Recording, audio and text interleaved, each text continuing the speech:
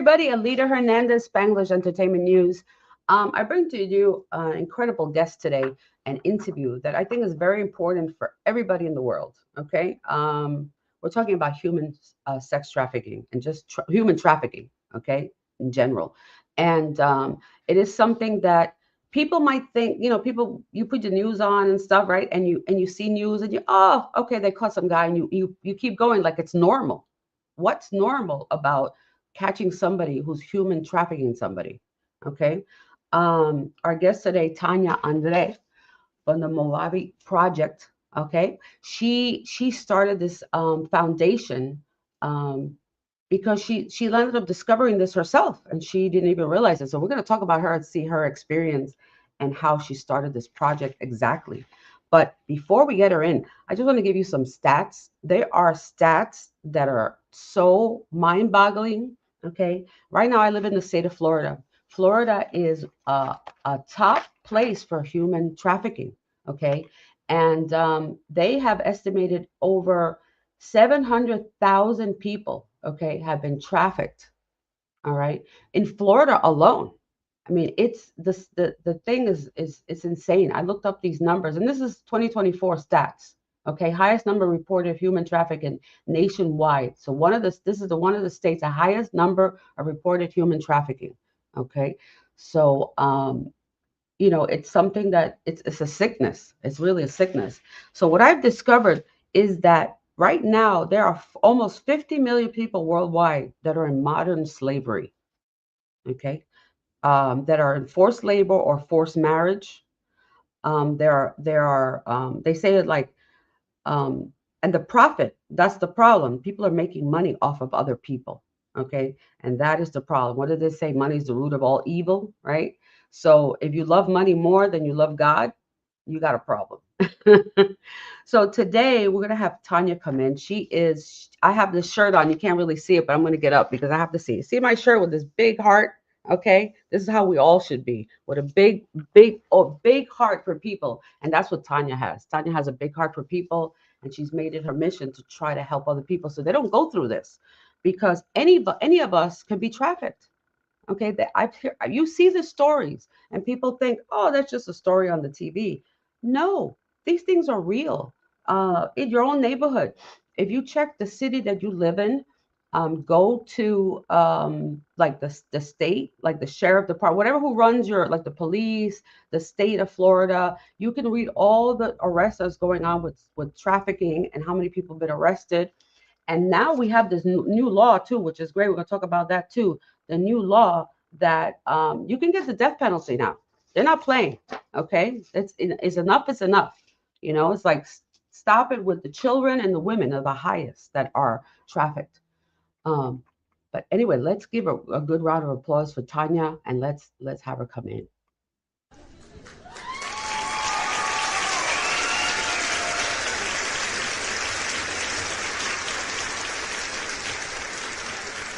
Good morning. Good morning. Good morning, Alida. Thank you so much for having me. I'm so excited to be here.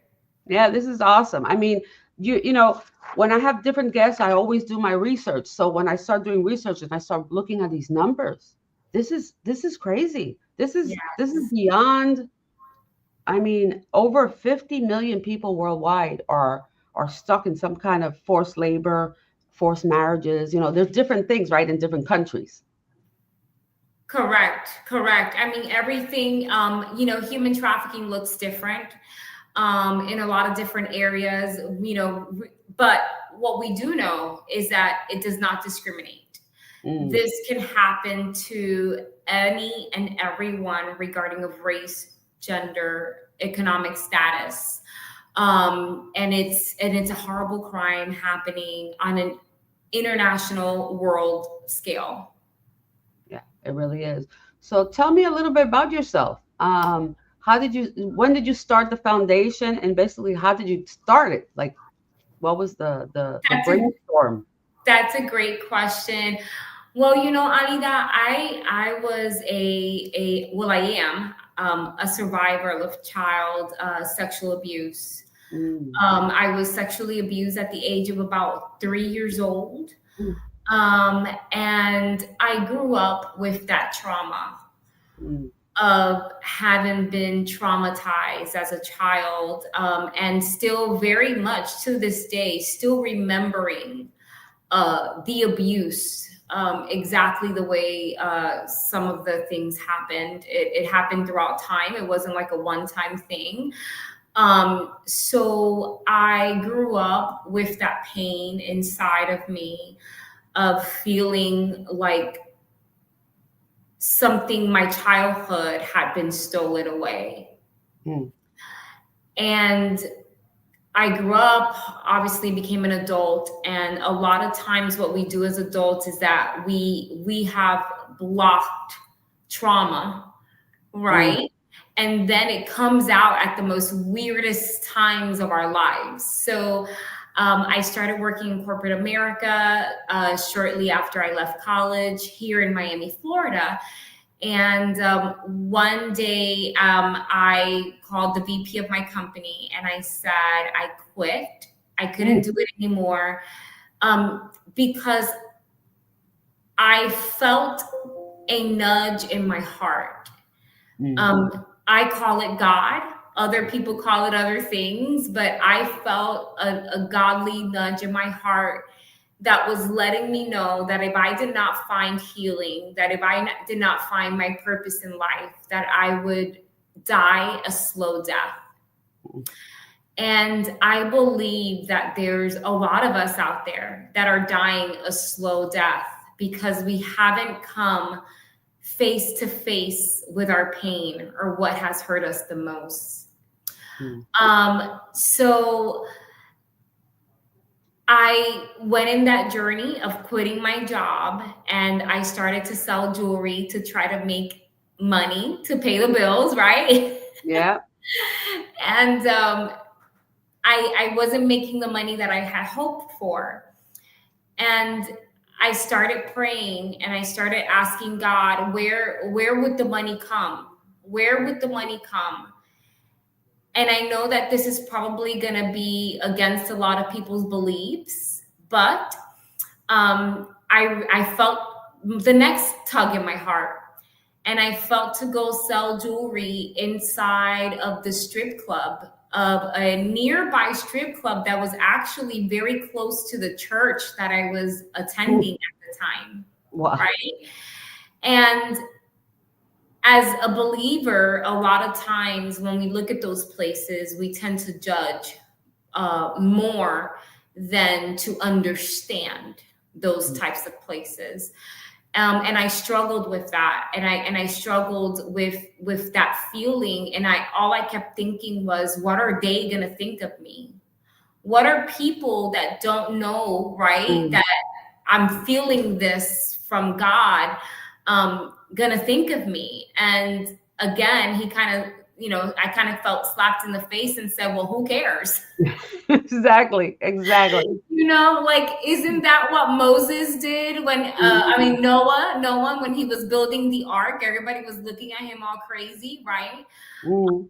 So I said, okay, I'm just going to obey because I was desperate. I was really desperate to find healing and to find life again. Mm. And I did. I stood in the parking lot for 6 months. And after 6 months, the owner of the strip club comes out from the club, walks to where I was parked, and says to me, I really like your work ethic. And he goes, Mm. I have prepared a table for you inside of the locker room of where the girls get ready. So I'm a believer, and there is a verse in the Bible that says that God will prepare a table for you in the presence of your enemies. Mm. And that is exactly what he did. I walked into that strip club, and what I found was the enemy of human trafficking. Um, and I started to sell jewelry inside where girls were being trafficked in the back. In the locker rooms, girls as young as 13, 14-year olds were forced to dance and then have to sell their bodies to the clients at the strip club. And a lot of this was actually unknown to the owners of the strip club because everything was very organized, right? Mm. Very down low, like you would say, Yeah. underground, you know? Right. Right. So, but how did I know? How did I know this was happening? Well, there's a time that I always like to call it la hora loca. Mm-hmm. And that was mostly around 2, 3 o'clock in the morning when a lot of the girls, unfortunately, in those places have to drug themselves. They have to take some type of a substance in order to continue to do what they were asked to do, which is the dancing, which is the sex acts, which is the drinking, the partying. You know, you can't physically do that in a sound mind on a consistent basis. I can't even imagine. I can't even imagine. So when La Hora Loca would come up, those girls would start to talk. And for 2 years, I became a stable face for those girls, where they would confide in me all the things that they were going through, the forced acts that they had to do. A lot of the times the girls weren't even allowed to eat until they had their first dance at the strip club. Oh, wow. You know, there's a lot of things that happen where people think that because they're dancing there by choice, and that they're making a lot of money. Well, I'm going to tell you, they are making a lot of money, but I have literally seen girls have to give their money to their pimp, to their pimp, aka trafficker, as soon as they walk out of the stage. Oh, wow. So I was able to experience that for 2 years, and I saw some things that were traumatic, and that I wish no other person would go through what I have seen. But the one thing, Alida, that made me compassionate and have empathy for these girls that I saw is that a lot of times they would tell me about their own trauma. They were victimized as children. They were also traumatized with whether it was abuse, whether it was abandonment, whether it was something. And that's where I made the connection to say, you know what, this could happen me. This could happen me. How can I have sympathy, for people that are dealing with this horrible crime? And that's where the connection happened. And that's when I knew that I needed to tell people, that I needed to be a voice of awareness, a voice of prevention, to tell people, especially children and young girls and young boys, that this is happening. Yeah, that is powerful. That's powerful. It's all God. Yes, it is. It is all God. That's what I do. Everything is because of God. I'm here. I'm alive because of God. Okay. Amen. I mean, He saved my life several times. I was like this close. Right. So, yeah, no, that's how I wish everybody could live their life like that, to realize that we have a mission on this planet, and Yes. most of us never know what that is. So thank God that you got that purpose, and I have purpose as well, and we just want to help other people, right? Yes. Learn what their purpose is, to help. And we all have a big heart, and this thing about human trafficking. I mean, I've seen, you drive by, you see the strip clubs, you see different things, and you wonder, you know, um, I never had got into a strip club until, I was maybe like 15 years ago, the first time ever. And I was with a group of people. We were out drinking, partying, having a good time. I'm like, no big deal, right? I walked in and I was like, oh, the darkness, Yes. in there. And the women, it was sad, because the women weren't happy. They were there like they had to be there. And I was just really, it just threw me back. Just wow. Yeah. You know? And it's unfortunate that music is number one. Music, the entertainment industry has glamorized these dark places. And You know, we see them on videos. We see them, every music video, you know, has some type of a strip club reference to it almost nowadays, you know, yeah, especially in the Latin and brown, you know, the brown and black communities. We need to talk about this more, you know, yeah, because it's not about, I am not here to judge someone's moral compass. You know, that's not what I'm here to do. But I am here to say that, where do you want to spend your money? Because if you go there to spend your money, you are aiding and yeah. abiding human trafficking. Think about that, people. Okay, you go to a strip club or any place that exploits men or women. Yes, Okay, correct.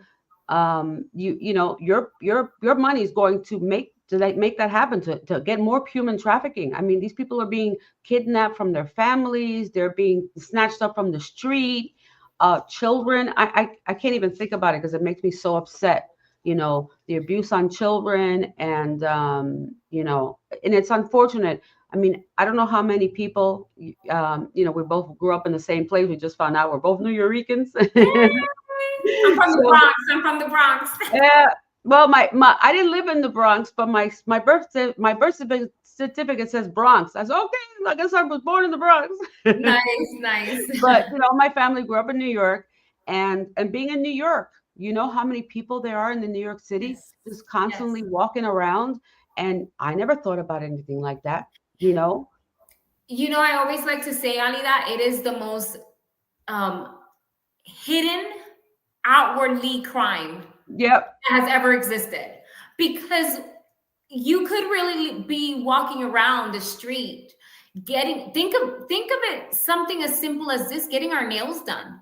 Yeah. And Hmm. the lady that's getting our nails done is being trafficked, and she's being forced, because it's not just sex, it's also forced labor. Labor. Yep. You know, so it could be getting a massage, Hmm. and the girls are being forced to ask clients if they want extra services, Yeah. you I know. went. Yeah. Yeah. You know, so I went to a massage parlor near down south, because I needed a really good massage, you know. And I said I'm going to go to like a Chinese lady or a Thai, you know, because they get some real deep in there. So I went there, and I was like nervous because I went and it was so dark inside. And she's, oh no, go lie down in the room. I'll be right back. I'm like, can you put some lights on? Like I was really like I wasn't sure if I should stay or not. You know what I yeah, mean? And thank God nothing happened. I got the massage and I left, but I never went back there again. When I got home, I told my husband something felt really off. Like the massage parlor was one girl in the whole place. It was very dark, and you know, I felt uncomfortable because I had to keep checking that it was her that was touching me. Like I felt, you know what I mean, like I felt yeah. somebody else was in the room somewhere. It was And a just a lot of weird feeling. times, Ali, that we have to pay attention to that. We have to pay attention to what our gut tells us, to what our heart is telling us sometimes, because that's real. Yeah. You know, that's real. I honestly would not trust any place that's open 24 hours. Thank you. There, there is no excuse, and I'm sure people can find 100 excuses, but if you're 3 o'clock in the morning getting a massage done, I mean, you know, yes, there are people that work overnight that have like a night life, right? Right. Because they work a Right. night shift. But most of the time at those hours, people are still working. You know, they're still in there. It's just, Yeah. it's suspect. I've never liked it. Me and my husband, we are very careful of where we go get Mhm. massages and things like that. So it could even um it can happen anywhere. Yeah. It can happen anywhere. You know, just we're from Florida, and a couple of years ago there was a golf country club in West Palm Beach that was raided because they were having forced labor with Asian immigrants that were working in the country club, and they were being labor trafficked in a Wow. country club. So, I mean, those are the things that we're encountering that are happening. You know, human trafficking is a $150 billion industry in the world. It is generating a lot of money, and it goes way deeper than people being kidnapped on the Yeah. street. It's way deeper than that. It's crazy. I mean, the stats that I was talking about, and actually the new stats said is up to $236 billion. Okay, just like almost doubled. And the I mean, you're talking about, they said there's over 50 million people worldwide that are in some kind of modern slavery, forced labor, or whatever they're doing. They're not, and we touched on America as one thing, and then you have other countries like Thailand, Vietnam, Correct. all those places that trafficking people, labor, Philippines, Singapore, all those Asian countries. And then in between everything else. I mean, it's nobody's how do you say it?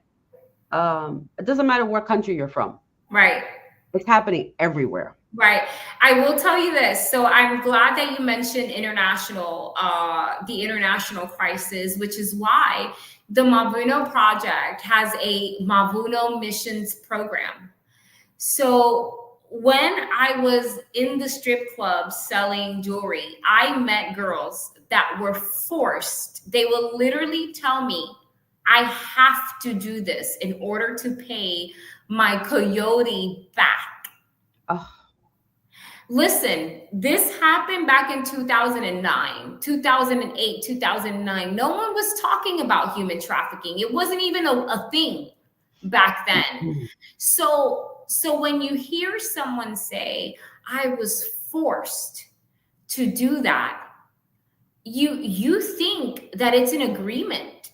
mm, You mm, know, you don't even know what you're hearing. But now looking back, I knew that girl was being trafficked. mhm, So I met girls from Santo Domingo. I met mm, girls from Venezuela. I met girls obviously from Cuba, because we're so close and there's a large immigration, population from yeah, Cuba. yeah. And when I started the Mavuno Project, I felt in my heart, and I'm sorry, I'm going to get emotional. It's okay. I felt in my heart that I owed it to those girls, Mm, because I didn't know what human trafficking was. I didn't know that was a crime. So those girls continued there. I mm, didn't know back then how to fight for them. So mm. I felt like I owed it to those girls. So we developed the Mavuno Missions Program. And now we have teams that go into those countries. We have been to the Dominican Republic. We've been to Puerto Rico, to Panama, to Mm. Nicaragua, Wow. to advocate and to raise awareness and to prevent girls and young boys to come into this country thinking that they're going to have the American dream, and it ends up in a nightmare. So we're really passionate, not just about raising awareness here in Florida locally, but about doing it internationally as well. That's so important. And us being Latino, there's Latinos were Yes, everywhere. They can get trafficked from one island to another island to another country, and then now right. they're in Austria or something, and you don't even know what's going on. No, you touched me very much. This is very, very powerful. I was just thinking, I got a memory. I used to live in Hollywood, California. After I left New York, I Okay. went to California. So it was 1987, and I was single. I would go to the bars at night, go to the clubs. I love my music, so was doing the rock stuff back then. I know, I see that you got freestyle here. Listen, I Oh, love freestyle, okay? yeah. Hey, we grew up with freestyle. We made freestyle from the Bronx, Yes, right? yes. So yeah, so we do another show on Thursday. We interview freestyle artists. So that's what we do. Nice. Yeah. Oh, Lisa and Nicole Jam. Love Yeah. it. Love it. Yeah. Yeah. So, but anyway, I was thinking about when I was in LA in 1987, I used to go out by myself. Okay. But I was always, I'm from New York, so we're very savvy. We're always watching our surroundings. We grew up We grew up in the city, you always have to watch your surroundings. So I was pretty aware, watching. But when you start drinking and going to places like that, it's difficult. Once there's anything in your system, it changes your, inhibition, all that stuff, right? But this man started talking to me, and he said to me, he goes to me, he told me, Alida, you just moved here. I said, yeah, we're just talking. And he says, please be very careful. And I go, why? He said, no, Hollywood is a very strange city. This was 87. He said to me that he was kidnapped, like he was actually taken and put in a dungeon for like a week or something. Finally, he got out, but sexually abused, tied up, and whatever, all this stuff. And I was like, what? I was like, are you serious? He's no, I'm very serious. And I wasn't the only one there, he told me. So he like told me this, and that made me like open my eyes. So now I was like, okay, I got to be careful. I'm going out by myself. I was 23 years old at the time. You know what I mean? So I'm a young girl. It could have been me. They could have taken me. Right. And I go, thank God. I say, God's angel, God protected me all the time, because I got into the nightlife, and unfortunately, and back then I got into drugs. So it was crazy. I was out 4 or 5 o'clock in the morning. We were still up partying back in the 80s. Okay. And I remember going to places like this one woman, she was doing prostitution. And I'm like, why do you do that? Not prostitution, sex films. Yeah. Okay. And she was not okay. She was always on drugs, on something, because she couldn't handle it because the abuse that she's going through. And I'm Yeah. like, this is dark. I started seeing some darkness, and I got away. You know what I mean? Like I said, oh, this is dark out here.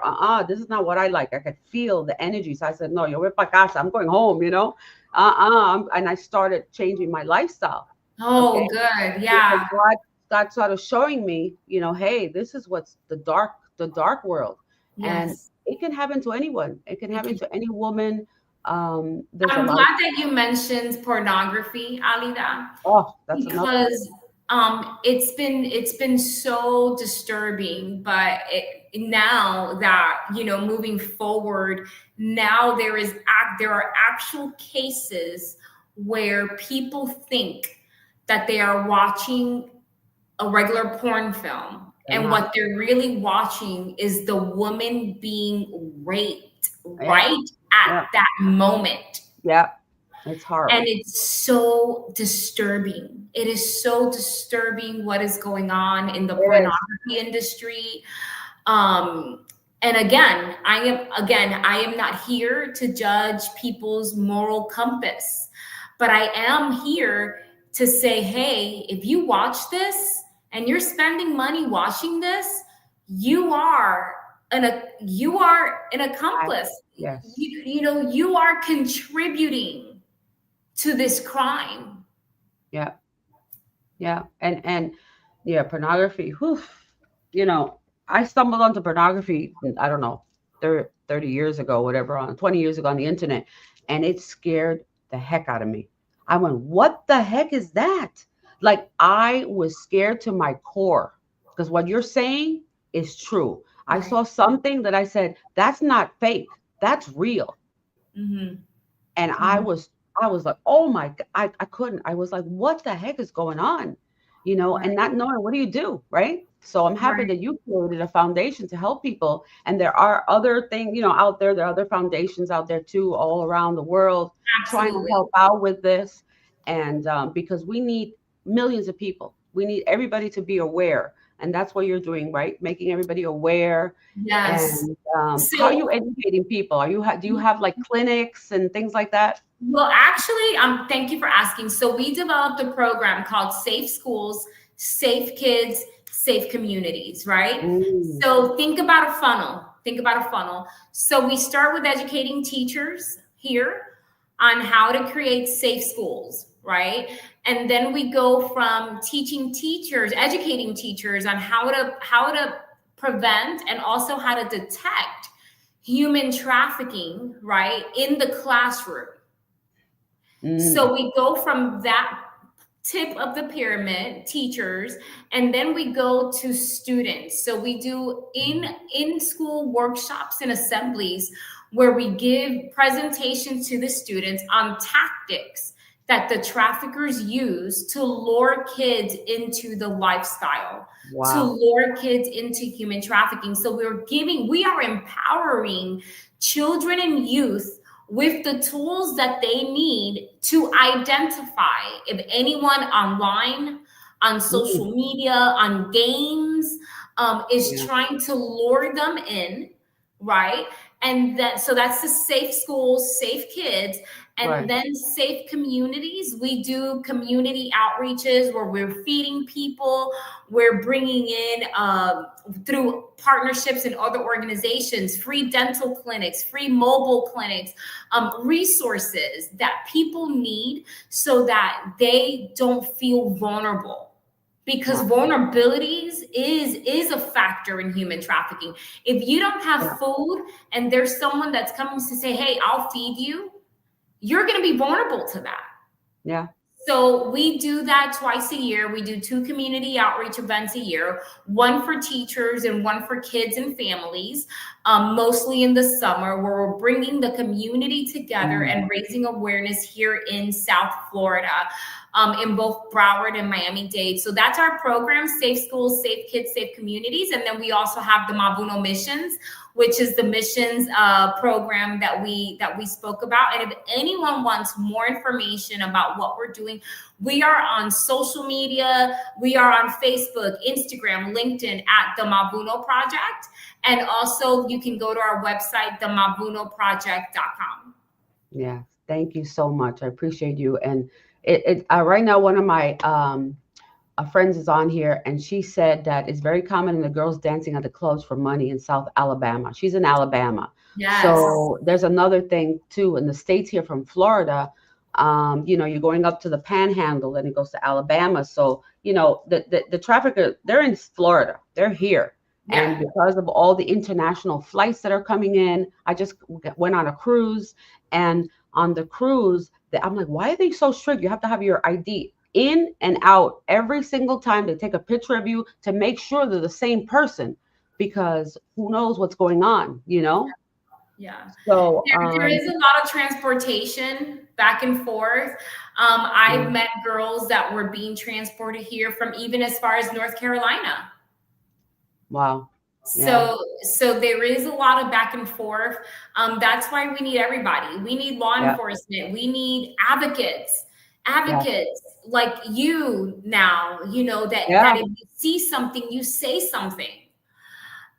So everyone is needed to be part of this cause to prevent this from happening to our children and to women and men, And everyone. men too, everybody, because anybody can be grabbed. Correct. I remember I mean, there's stories all the time, and I was looking up on here. I'm up towards Central Florida, right? So in the Brevard County area, and there's been a lot of things going on this side of Florida, and also I forgot. I think it's Osceola County, like Orlando, going that way a little north, Right. because there's one sheriff here, Sheriff Judd. He's constantly, we just arrested 400 people, we just saved 75 people, constantly, like every week. There's a big project going on up here to get Wow. people. They've been arresting people, and like I mentioned earlier, there's a new law now. There's a very, if they catch you child trafficking, anything to do with a child, rape, things like that, you can get the death penalty now.